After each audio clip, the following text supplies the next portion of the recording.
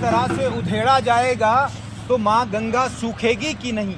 आने वाले समय में माँ गंगा में पानी की बूंद भी देखने को नहीं मिलेगी। आप मेरे पीछे देखिए, इतना सुंदर पहाड़, इस पहाड़ को जो मिट्टी जो चट्टान है, इस चट्टान को इस तरह से उधेड़ा जा रहा है ज़बरदस्ती।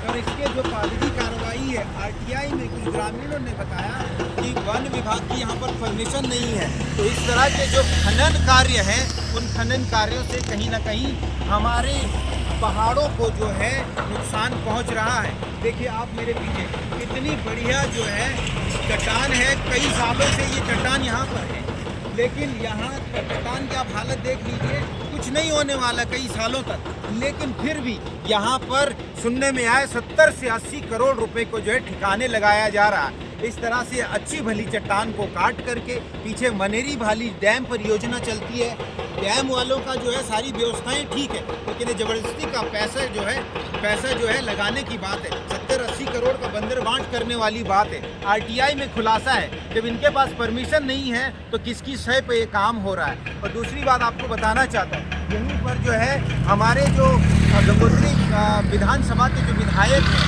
सुरेश चौहान जी, उनका भी घर पड़ता है, जामक गांव है, और जामक गांव में वो आते जाते रहते हैं। तो विधायक जी, आपको उत्तराखंड में पहली बार इतना जन समर्थन दिया, ये सोच के कि आप जनता की हितों की बात करेंगे, आप जनहित के मुद्दों को लेकर के खड़े रहेंगे।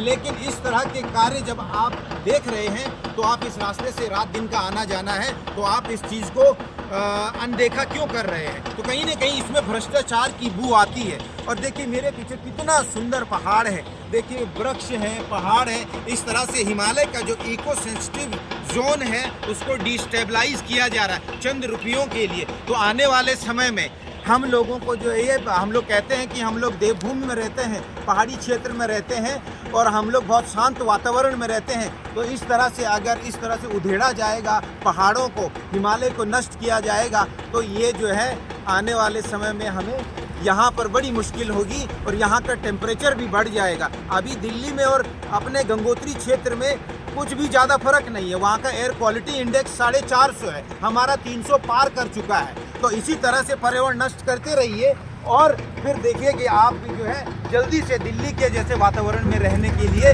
आप मजबूर हो जाएंगे। तो कहीं ना कहीं इस चीज़ पर हमें ध्यान देना होगा। हमारा गंगोत्री क्षेत्र एक कम से कम 80% शिक्षित लोग यहाँ रहते हैं, और शिक्षित लोगों का मतलब है कि पर्यावरण के प्रति जागरूकता, समाज के प्रति जागरूकता। तो कहीं इस तरह के अवैध कार्य अगर हो रहे हैं, गलत कार्य हो रहे हैं, तो उसके लिए हम सबको आगे आना पड़ेगा। अगर आगे आएंगे तो ही हमारा समाज आगे बढ़ेगा, नहीं तो इसी तरह से जो प्रशासन में बैठे हुए लोग हैं वो हम लोगों का शोषण करते रहेंगे और हमारे जो नेता हैं वो हम लोगों को बेवकूफ़ बनाते रहेंगे।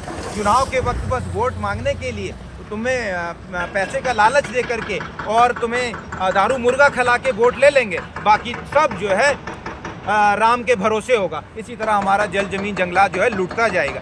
जागो भाइयों, और अभी समय आ गया है कि इन सारी जो अव्यवस्थाएं हैं इनसे हमें लड़ना है, एकजुट होकर के हमें आवाज़ उठानी है। तो वीडियो यही समाप्त कर रहा हूँ। फिलहाल मैं आपको एक बात बता दूँ कि यहाँ पर जो अभी मौजूद हूँ, मैं हूँ गंगोत्री राजमार्ग नंबर 34 पर, और उत्तरकाशी के ठीक 2 से 5 किलोमीटर आगे मनेरी में। और यहाँ से ये जो काम हो रहा है इसकी कई शिकायतें मेरे पास आई है। तो वन विभाग इसमें सबसे मुख्यतः जिम्मेदार है और खनन अधिकारी भी मुख्यतः जिम्मेदार हैं, जो बिना परमिशन के लोगों को काम करने देते हैं।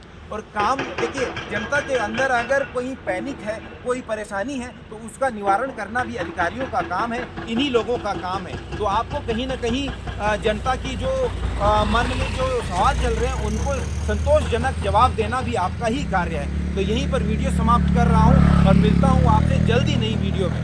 धन्यवाद। जय हिंद, जय देवभूमि।